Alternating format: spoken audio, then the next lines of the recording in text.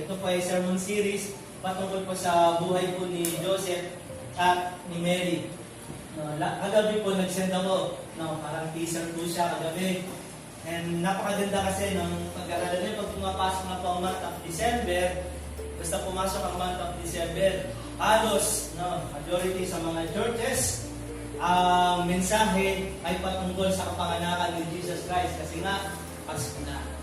Tignan mo yung katabi mo. Tignan mo nga siya. Katabi mo, sis, Brad, may regalo na ba sa akin? Palit tayo, diba? Ang sarap-sarap, ano? Na kahit tayo ngayon ay nasa pandemic, sabi po nila, may nagsabi na, Pastor, wala nang Pasko ngayon kasi hindi-enjoy dahil may panahon. Nasabi ko, alam nyo, ang Pasko naman, hindi naman exactly na December 25 yung talaga yung Pasko. Every day, sa buhay po natin, God designed it as Christmas. Dinesign ng Panginoon every day sa buhay po natin ang Christmas. Not necessary na kailangan December 25 to celebrate it. Additionally lang po sa atin, we celebrate it at December 25. Pero normally, biblically, ang ating Panginoon naman talaga, wala din sa kapanganakan ng ating Panginoon sa Kristo, nung tayo pinubos sa ating mga kasalanan, ito po isang butya sa buhay po natin na tayong lahat. We need to celebrate it. Yung kapanganakan ng Panginoon, yung sakripisyo po niya, yung kapatayan ng Panginoon, hanggang sa mag-ascend po siya sa heaven, hanggang sa muli po natin siyang hinihintay in His second coming.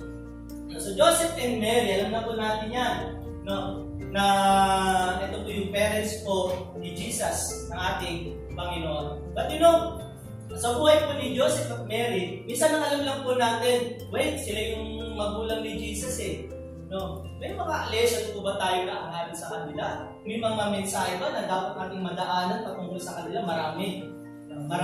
And halos bibihira. Mostly, si Joseph and Mary, sa mga sermon, very common po siya nung naghahanap po sila ng room para nung punta po sila sa mga hotel that time para maipanganak ang ating Panginoon. And sadly, wala po silang nakita na available sa impunan. Kasi yung time po na yun, ito po yung panahon na silang lahat ay magpapatala. So lahat ng mga galing sa malalayo, nagsiuwian para magpatala sa census. Napakalagang pa sa census at that time. Magpapatala po sila. So, nauupahan ng lahat ng mga kwarto at that time. Kaya nung si Joseph at Mary at mga anak, wala pang available na kwarto at dahil sa hula ni Zacarias at that time, yun na po. Nangyari po yung mga propesya sa Old Testament at siya po ay naipanganak po doon sa Sabsabon. Yun po yung napili na lugar. So, basahin po natin Luke chapter 1 verse 26 to 38. Lucas chapter 1 verse 26 to 38. Sino na po nakahanap sa kanyang Bible? Sino na po nakahanap sa projector? Basahin po natin. Nang ika-6 na buwan ng pagdadalang tao ni Elizabeth, ang anghel na si Gabriel ay sinugo ng Diyos sa Nazareth na isang bayan sa Galilea upang kausapin ang isang dalaga na ang pangalan Maria. Siya ay nakatakda ng isang ikasal kay Jose, isang lalaki buhat sa angkan ni David. Lumapit ang anghel sa dalaga at binati ito, "Magalak ka, ikaw ay lubos na kinalulugdan ng Diyos. Sumainyo ang Panginoon." Naguluhan si Maria sa sinabi ng anghel at inisip niya mabuti kung ano ang kahulugan ng ganong pagbati. Sinabi sa kanya ng anghel, "Huwag kang matakot, Maria, sapagkat naging kalugod-lugod ka sa Diyos. Makinig ka, ikaw ay maglilibig at manganganak ng isang sanggol na lalaki. At siya ay papangalanan mong Jesus. Siya ay magiging dakila at tatawaging anak ng kataas-taasang Diyos. Ibibigay sa kanya ang Panginoong Diyos ang trono ng kanyang amang si David upang maghari sa angkan ni Jacob magpakailanman. Ang kanyang paghahari ay walang katapusan." Paano kung mangyayari ito? Gayong ako'y isang birhen? Tanong ni Maria. Sumagot ang anghel, "Sasayo ang Espiritu Santo at mapapasailalim ka sa kapangyarihan ng kataas-taasang Diyos. Dahil dito, ang isisilang mo'y banal at tatawaging anak ng Diyos. Hindi ba't ang kamag-anak mong si Elizabeth ay baog? Gayunman, naglili siya at ngayon, ika-6 na buwan na ang kanyang magdadalang taon kahit na siya ay matanda na. Sapagkat walang anumang bagay na hindi kayang gawin ng Diyos." Sumagot si Maria, "Ako po'y alipin ng Panginoon. Mangyaring nawa sa akin ang iyong sinabi." Pagkatapos umalis ang anghel. Nakakatuwa na experience na minsan bibisitahin ka ng anghel at sasabihin sa iyo, huwag kang matakot, may plano sa iyo ang ating Panginoon. Sino po dito gusto po niyang bisitahin po siya ng anghel? Yan ba? Gusto po natin na. Or gusto niyo po ma-meet na yung anghel dun sa langit? Dalawa lang po kasi yan eh. Meet po natin siya ngayon, dito sa lupa. Or pwede naman i-meet na natin siya dun sa langit. No? It's our choice. No? Pero at that time, buhay po si Maria at that time, no? And binisita po siya ng ating Panginoon. Unang reaction mo, kapag binisita ka ng anghel ng Diyos, of course, takot. Like, doon po sa mga mahagay, at that time yung mga pantas, nung binisita rin sila ng anghel ng Diyos doon sa kabukiran at that time, nandun sa ilaw, natakot din po, nagulat din po itong mga pantas. Pero sabi rin po ng anghel, okay, matakot. Alam niyo, sa buhay po natin, this December, ewan po ba, parang ito po yung pinaka-greatest fear of the month ng mga ninong at ninang. Tama ba? December, ano? Ito yung mga panahon na tatakot sila, kaya dahil na nagtatago sila. Kapatid, kung nakita mo yung ninong mo nagtago, yung ninang mo nagtago, sabi mo lang, i-challenge mo siya, no? Encourage mo siya, sabi mo, Nina, huwag ka nang matakot, lumabas ka na. Parang sila magtago sa'yo. Okay, so, si Maria at si Joseph, nagkaroon din po ng mga takot at that time. And here, from this series, the life of Joseph and Mary, unahin po natin kasi it is the journey. Joseph and Mary, the journey of fear to faith. Nagkaroon po sila ng takot, at kalakunan, naging isang pananampalataya sa ating Panginoon. Okay, what fear do they have? Number one, a fear of a limited understanding. Ito po yung takot. No? Nauna pong kinaharap ni Joseph at Maria.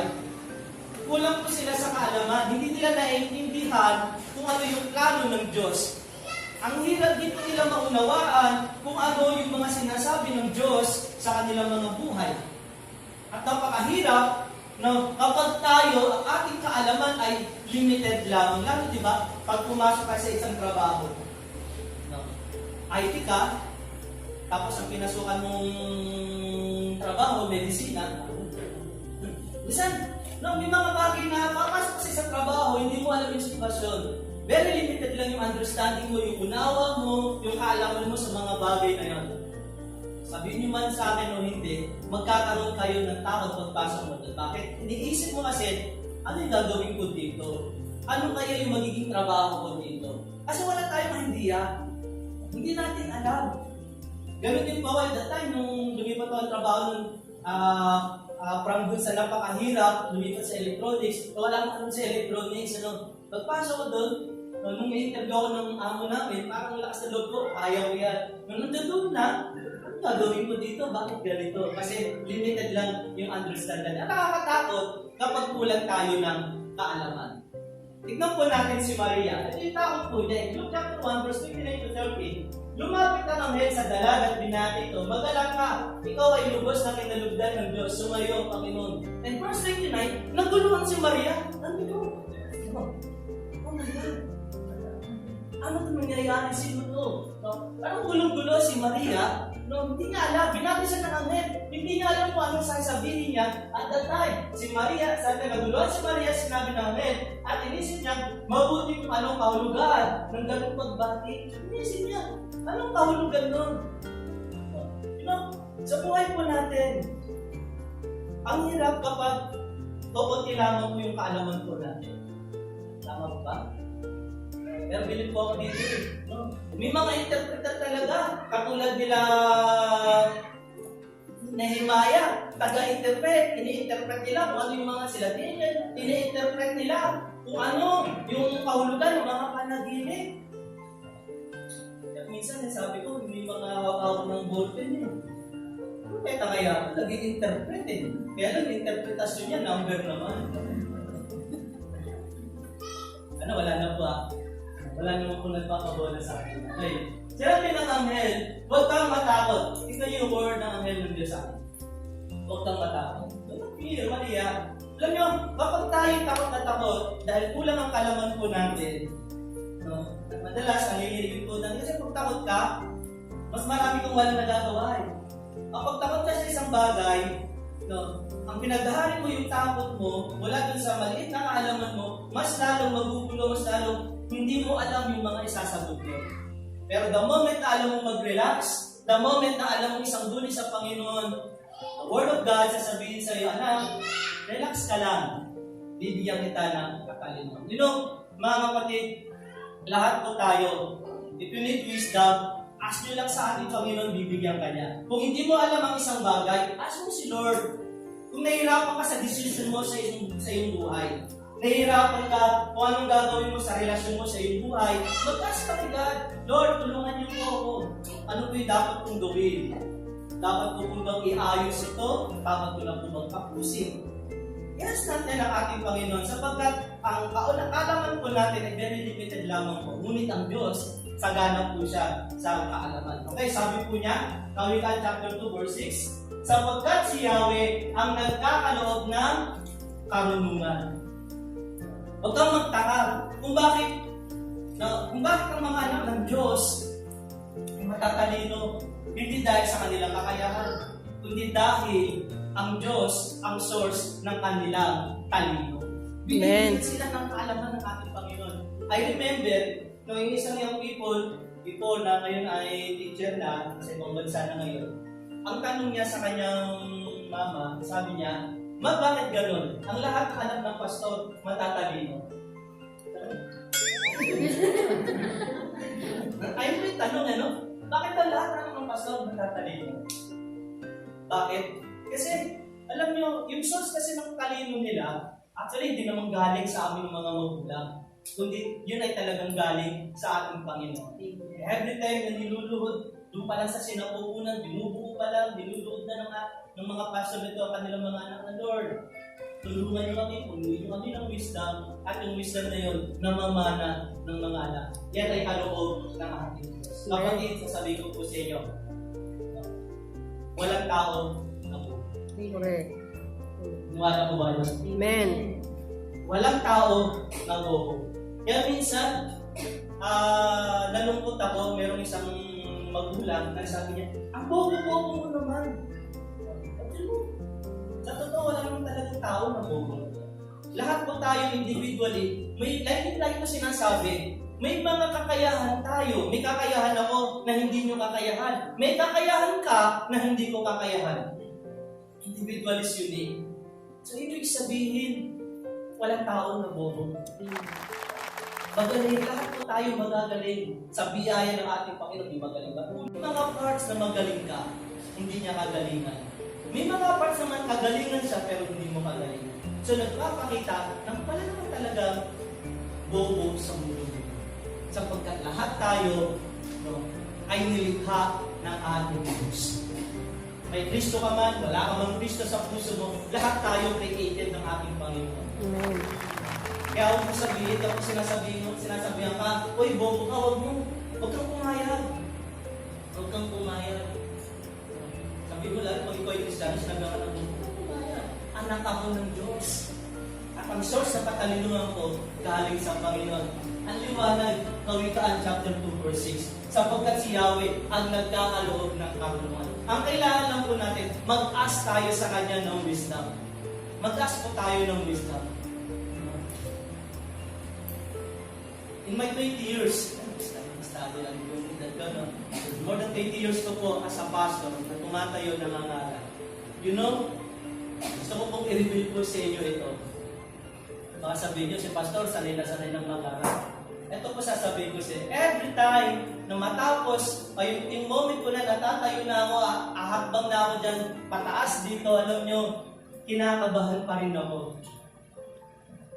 Nandun pa rin yung minsan, parang nahihirapan pa rin yung tuhod ko na tumayo. Kaya lagi mo sinasabi sa ating Panginoon, Lord, hindi ko talaga kaya. Kailangan kita para maipaliwanag ang iyong ebanghelyo. Amen.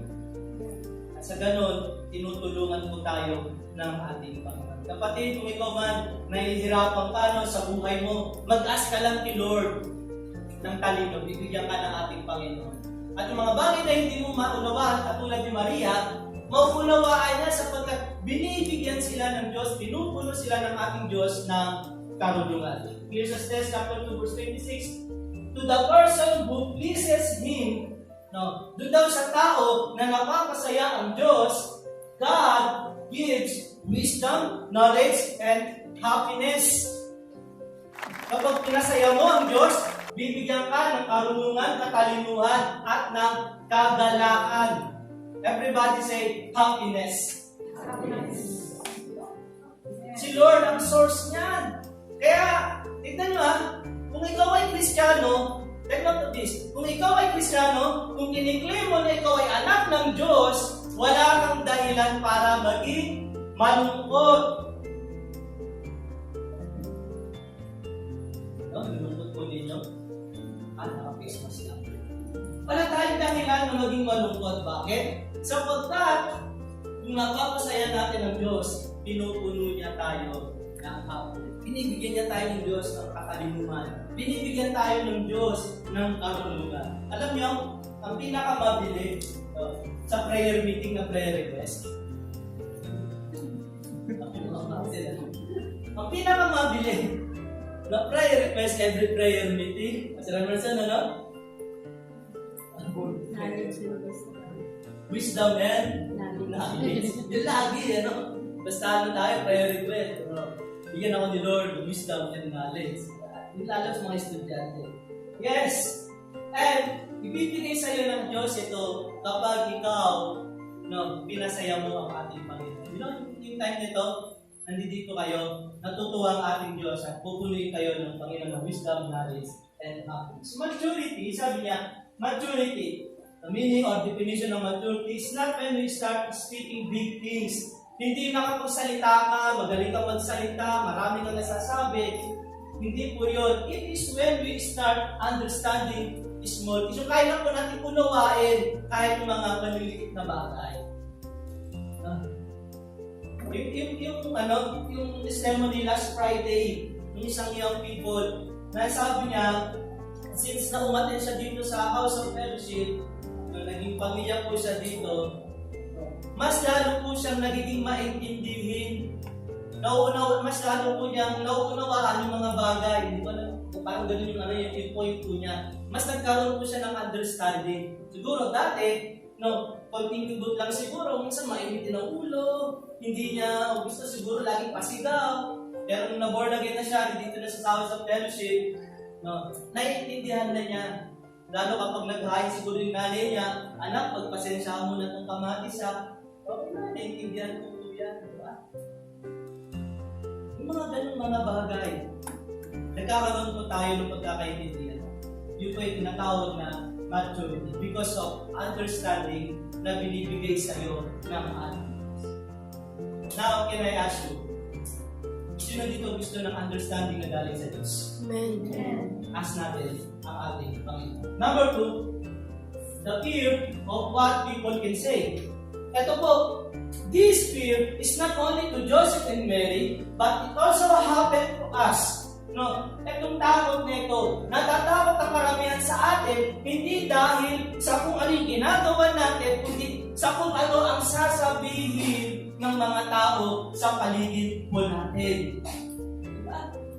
Ito yung nagiging witness, even ng mga Kristiyano, masyado natin binibigyan ng interest yung magiging definition ng ibang tao. Dapat wag natin sila papansinin. Yung lalabas ka ng bahay, ganda-ganda ng damit mo, lalabas ka ng bahay, tignan ka muna yung mga tao dito sa paligid. Dahil alam mo, na kapag nakita ka nilang lumabas na maganda yung damit mo, highlights ka ngayon sa kanilang mga mata, sa kanilang mga topics. Pero alam niyo, si Joseph, ganito rin yung nangyari. In Matthew chapter 1 verse 19, kapalit ko yan, 19 po yan, hindi 91. Error po yan. Matthew chapter 1 verse 19 to 20. Subalit dahil isang matuwid na tao si Jose na kanyang mapapangasawa at ayaw nitong malagay sa kahihiyan si Maria. Binalak niya hiwalayan si Maria ng kalihim. Ngunit habang pinag-iisipan ito ni Jose, nagpakita sa kanya sa panaginip ang isang anghel ng Panginoon at sinabi sa kanya, Jose, anak ni David, huwag kang matakot na pakasalan si Maria, sapagkat ang sanggol na tinadala niya ay mula sa Espiritu. Malapit na silang ikasal. Si Maria at si Jose, malapit na silang ikasal. Then suddenly, mababalitaan niya, buntis, girlfriend. And pag gano'n, ang babae, hindi pa sila kasal at sila ay nabuntis, kahihiyan ito. Kahihiyan ito ng babae. Pagchichismisan siya. At dahil mahal ni Jose si Maria, palihim po niya na takasan na lang itong babae para hindi mabilad sa kahihiyan si Maria. Ang pinoproteksyonan po dito ni Joseph ay hindi yung sa kanya, kundi yung kay Maria. Dahil mahal niya si Maria. Pero, sabi ng ating Panginoon kay Jose sa pamamagitan ng kanyang anghel, huwag kang matakot, Jose, nang pakasalanan ko si Maria. Sapagkat ang pinagbubuntis niya hindi sa iyo at hindi sa mga tao, kundi sa pamamagitan ng banal na Espiritu. Alam niyo tayo, sa buhay po natin, kung lagi natin papansinin ang sinasabi ng mga tao sa atin, magiging mahina ka. Tama, mali? Kung lagi mong iniintindi yung opinyon ng mga tao, kinukulong mo yung sarili mo sa opinyon ng mga iba, magiging talunan ka. Kaya kapatid, dapat huwag kang nagpapa-underestimate sa mga sinasabi ng mga tao dyan sa paligid. Buhay na nila yun.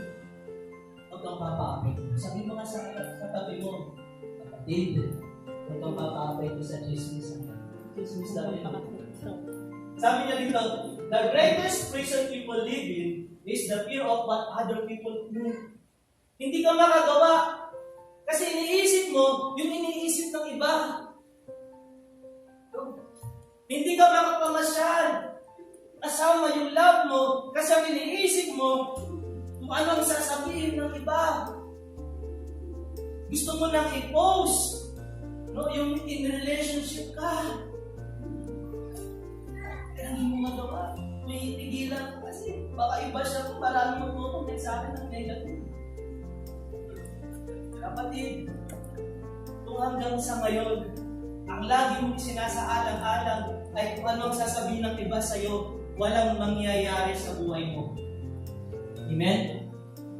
Kaya dapat matuto kang tumayo, panindigan kung ano yung ikaw sa ngayon. Yun kayo, panindigan mo. Yun kayo, panindigan mo, tayuan mo. Amen? Amen. Huwag yung papansinin yung mga sinasabi ng mga tao sa paligid mo. Huwag kang papa-apekto. Huwag kayong papa-apekto. Hindi yung lahat ng ano sasabihin niyo, oy, bili tayo ng sasakyan. Hindi, huwag na. Baka sabihin ng kapitbahay, abang-yabang natin, wow. Inisip hindi ko may ano, hindi sila makabili niya ng kotse. Nakaparang yung kotse nila ngayon. God bless you po sa inyong pamilya. Pinagpapala kayo ng so, ganun lang po yun.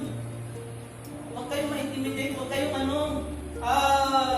huwag kayong bibigay sa mga sinasabi nila. Matuto kang tumayo, panindigan mo yung mga decision mo sa buhay. Mag-a-abroad ka. Nang mag-a-abroad ka ngayon, gusto mo mag-abroad. Dahil sasabihin ng mga kapitbahay mo, sinasabi, naririnig mo, mag-a-abroad siya, paano yung anak niya, paano yung ganito, paano yung mga utang. Ano pansinin yun? Ang pansinin mo ay kung ano ang magiging produkto, magiging bunga ng gagawin mo sa hinaharap. Palakpakan nga po natin. Proverbs 29 verse 25. It is dangerous to be concerned with others think of you. But if you trust the Lord, you are safe. Sabi po niya, ulitin ko it is dangerous. Isang malaking kapahamakan to be concerned. No, yung lagi mong iniisip, yung lagi mong pinagbibigyan ng, pinaglalaanan mo ng opinion mo with the others, kung ano yung sasabihin nila sa'yo. Napakalaki po, kapahamakan po yun. Kaya kung ano yung sinasabi ng iba sa'yo, huwag mo na lang papansinin. Pero kung mabuti ang sinasabi nila sa'yo, pansinin mo, i-appreciate mo. Amen? Yung mga tao ganyan, minsan, parang hindi ka lang ma-open. bibigyan ka ng magandang salita, din sa dulo, doon ka niya ibabaksa. Uy, ganda-ganda mo ngayon Parang tama. Mga ganun lang kung minsan, Pero natin papansinin yung pulutin natin kung ano yung mabuti. Sabi niya, kung lagi tayong concern sa sinasabi ng iba, hindi maganda sa atin. Malalagay tayo sa kapahamakan. Pero ang titiwala sa Panginoon ay lagi po safe. Number 3, yan. The fear of assignment. Yan. Mga estudyante, bukas kuha na naman ng modules. Webes kuha na ng district, kuha na naman ng modules. Sino ang madalas sa inyong takot dito sa kanyang mga assignment? Dami-dami na naman ipapagaw ka. Diba? Alam niyo si Joseph and Mary at the time, nagkaroon din po sila ng takot Hindi nga nila maintindihan yung plano ng Diyos sa kanilang buhay. That even their assignment, ang assignment po nila dito, ay patungkol kay Jesus. Sila yung gagamitin ng Diyos na maging magulang po niya sa laman. Yun po yung assignment. So, kailangan nilang protektahan si Jesus. At napakatindi napakatindi. Noon, ang hari, hinahanting na rin. Kasi sabi ng mga pantas nandito kami para sambahin yung papanganak na hari. Ayaw ng hari, nairita siya. What? Meron po bang ibang hari? Iban sa akin? Hindi papanganak pa siya. So, alam nila Joseph and Mary ang gagawin ng hari. Pag nabalitaan nito, nagkakaroon siya ng selos at maaaring patayin ng lahat ng bata. At yun nga ang ginawa. Pinagpapatay lahat ng mga bata para walang hari na maipanganak. So ito yung mission, ito yung assignment kay Joseph and Mary. Protektahan nyo yung batang yan sapagkat yan ang magiging tagapagligtas ng sangkatauhan. Ang tindi, Ang tindi ng assignment. Kung ikaw siguro bibigyan ng gano'n napakalaking task, matatakot ka. Ano yung gagawin ko? Hindi ko yata kaya ito. Kaya ang paalala lagi ng ating Panginoon sa kanila, ito. In Luke chapter 1, verse 30 to 33, sinabi niya sa kanya ng anghel, huwag kang matakot, Maria, sapagkat naging kalugod-lugod ka sa Diyos. Makinig ka, ikaw ay maglilihi at manganganak ng isang sanggol. Ito yung mission, ito yung assignment nila. At siya'y papangalanan mong Jesus. Siya'y magiging dakila at tatawaging anak ng taas-taasang Diyos. Ibibigay sa kanya ng Panginoong Diyos ang trono ng kanyang amang si David. Maghahari sa ang kanya at magpakailanman ang kanyang paghahari walang katapusan. Bali sabi ni Joseph and Maria, Lord, hindi mo napakalaking assignment naman nito para sa akin?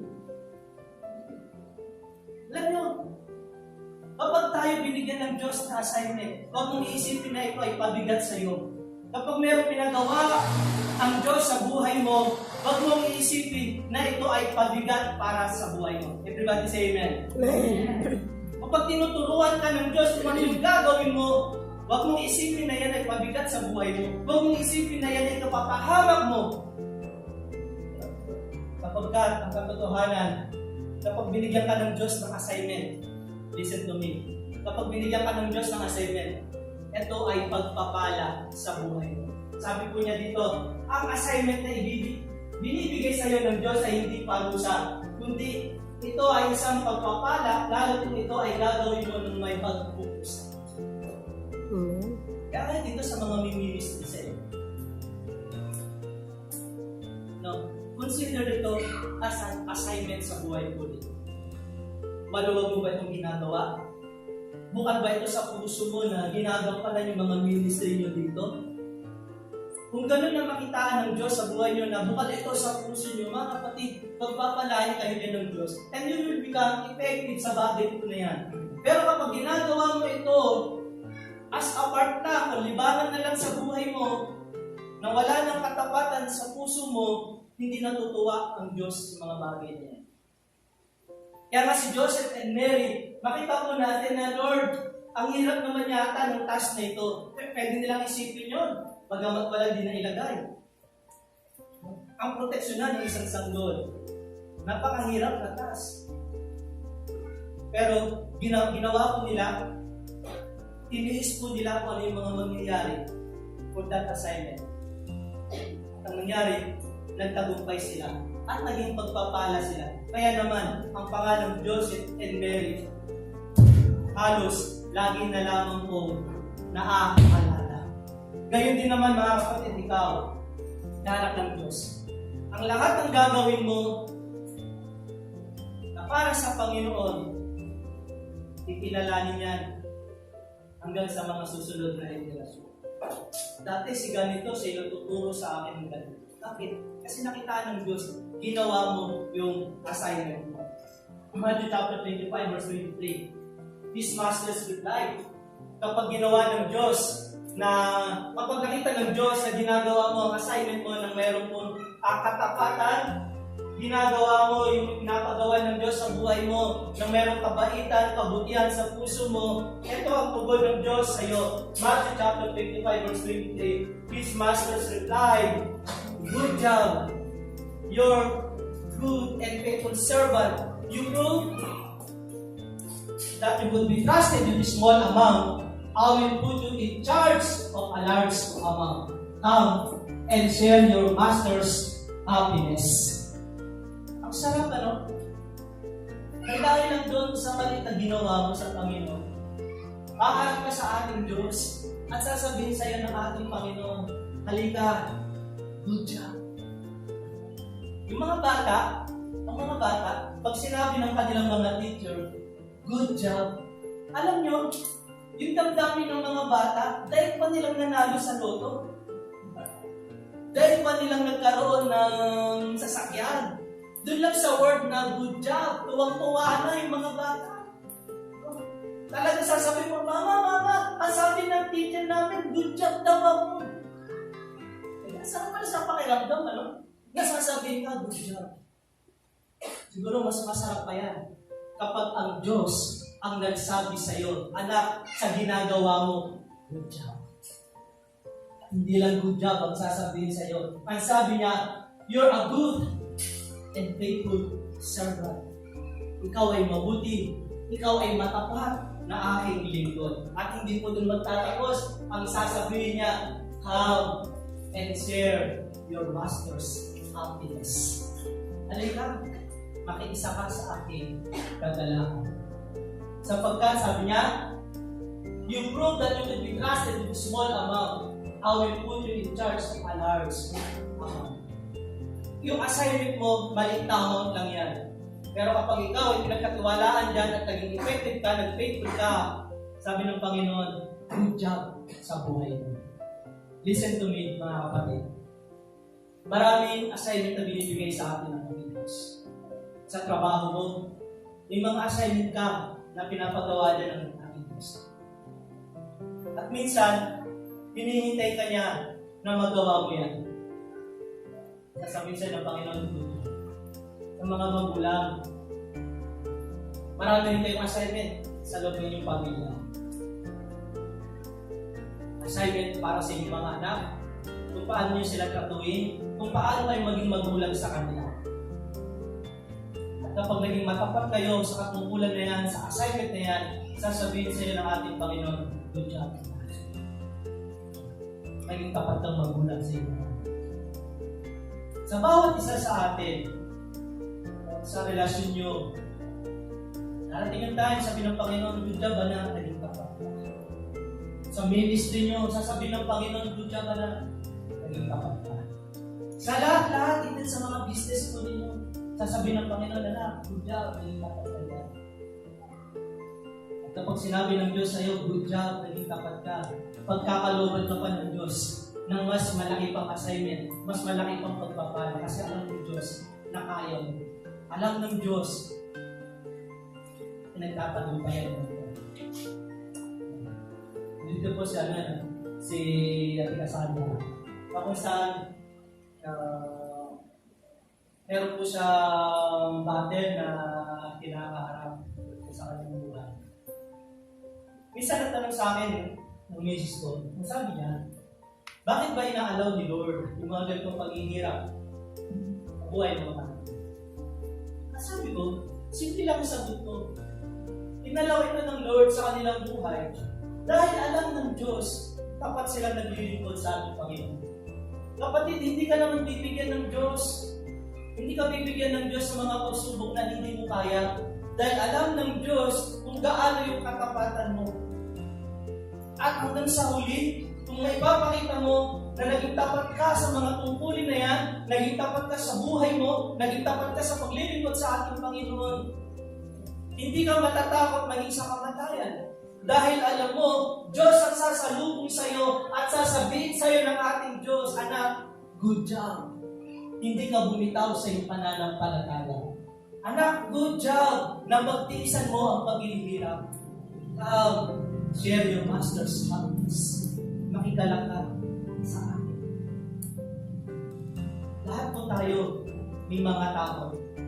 Takot ka na baka someday lukuhin ka niya. Takot ka na baka someday mapahamak ka. Takot ka, baka someday mag-fail ka. Takot ka, baka someday malugi ka. Ito ang sasabihin ko sa iyo, kapatid. Huwag kang matakot ngayong kilala mo ang Diyos. Sapagkat yung takot mo na yan, kayang pawiin ng ating Diyos. Maaring ikaw din si Joseph and Mary. Marami nang kinatakutan din sa buhay mo. Pero it's your journey, not your fear. Yung takot mo, maging isang pananampalataya sa ating Diyos. Tanggalin natin yung mga takot ko natin sa buhay ko. Hanggat meron ng Diyos, hindi natin kailangan matakot. Sakit man yan, o ano man yan nakahirapan, o ano man yan nakalugian, ano man yung problema na pinagdaraanan mo sa buhay, kapatid, hindi yan kinatatakutan. Yan ay hinaharap, lalo kasama natin ang ating Diyos. Amen. Mahal tayo ng ating Panginoon. And sa umagang ito, amen, dito ko po ikakat. For next Sunday, part 2 po tayo, how Jesus and Mary overcome. Sa umaga po ito, sana tayo po lahat ay napagpala ng salita ng ating Diyos. Mawala yung takot sa buhay po natin. Maglakbay lang po tayo, magpatuloy po tayo dahil kasama po natin ang ating Panginoon. Tayo po lahat ay ito. Tayo po naman. Hallelujah. Nakilang Diyos na makapangyarihan sa lahat. Lord, maraming pong salamat sa pag-ibig mo na lagi po namin nararanasan. Maraming pong salamat dahil kailanman, Lord, hindi namin naramdaman na iniwan mo kami, Panginoon.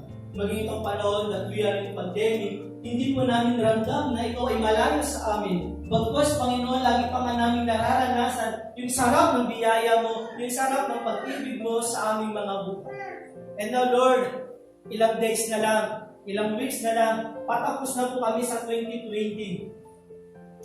God, year 2021, hindi po namin alam kung ano yung mangyayari. At God, we claim and we declare na lahat, Panginoon, ay magiging maganda para sa buhay po namin. At year 2021, Panginoon, kabaliktaran naman ito sa nangyaring pandemic. It is a year, Panginoon, sa year of celebration. It is a year, Panginoon, ng happiness. It is a year, Panginoon, ng patuloy na katagumpayan sa buhay po ng bawat isa sa amin. Kaya Lord, sa buhay namin, salamat dahil tinuturuan mo kami na laging huwag matakot. Tinuturuan mo kami na laging magtiwala sa iyo. Like Joseph and Mary, lagi niyo pong pinapaalalahanan, huwag matakot. Lord, sa umagang ito, yun din po yung gusto po namin mangyari. Bilang lingkod mo, Panginoon, Lord, i-remind mo sa mga anak mong ito, sa mga kapatid mong ito, Panginoon, na sa kanilang buhay, huwag silang matatakot sapagkat meron ang Diyos na patuloy na kumakalinga sa bawat isa. Maraming salamat, Lord, sa pag-ibig mo. Salamat sa makapangyarihang mong salita. Pagpalain mo ang buhay ng bawat isa, lumagot sa pananampalataya na sinuman sa bawat isa. Salamat, Lord, sa pangalan ng Jesus. Amen.